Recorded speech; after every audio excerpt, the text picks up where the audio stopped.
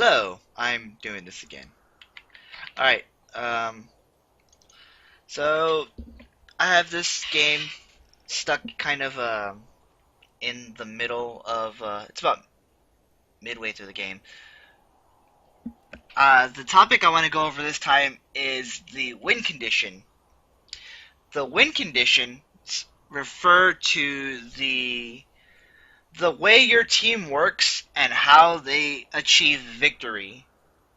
So, the enemy team comp has, I would describe it kind of as a pick composition, because there's a lot of single target damage. So there's LeBlanc's, the majority of LeBlanc's combo is like single target. Then you have Ezreal who does a lot of single target damage. You have Rengar who can make a pick to get these two people to facilitate those.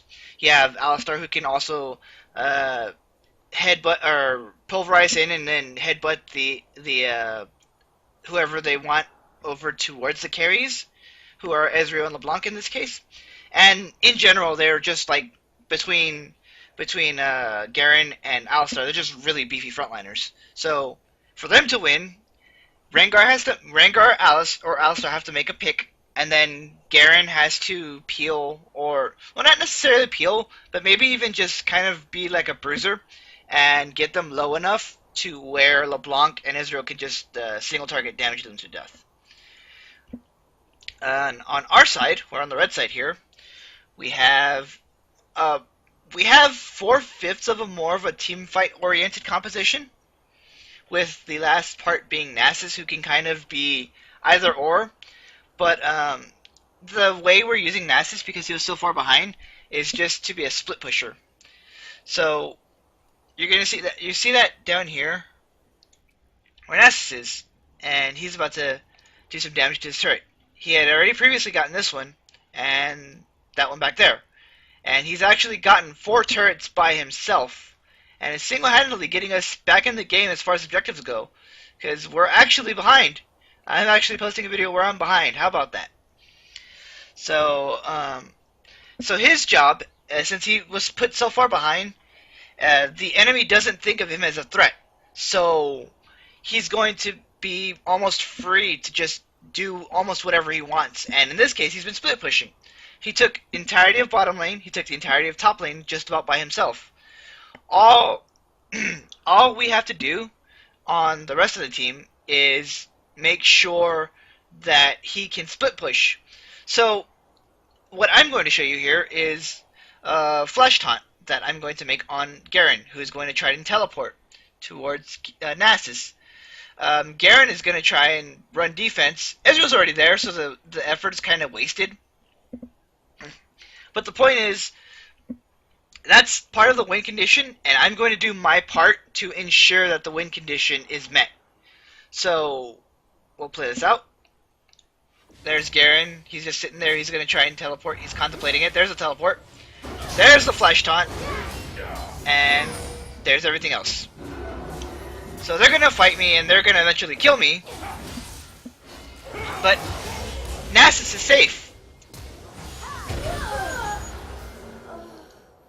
And not only that, we turn that into another kill on Ahri, who, as you can see, is starting to ramp up pretty huge. But the point of this is Nasus is free to get out safely. We're watching him right now. Like, he's getting out scot-free because of that. Of course, he's gonna go towards them, because why not? I just saved his life. Why not go near them?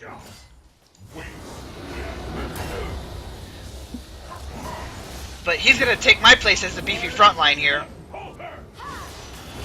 and that's how we're getting kills. So Nasus has done his part now. He's become the front line. He's become part of a front line for us. But before he did that, he had to become a split pusher.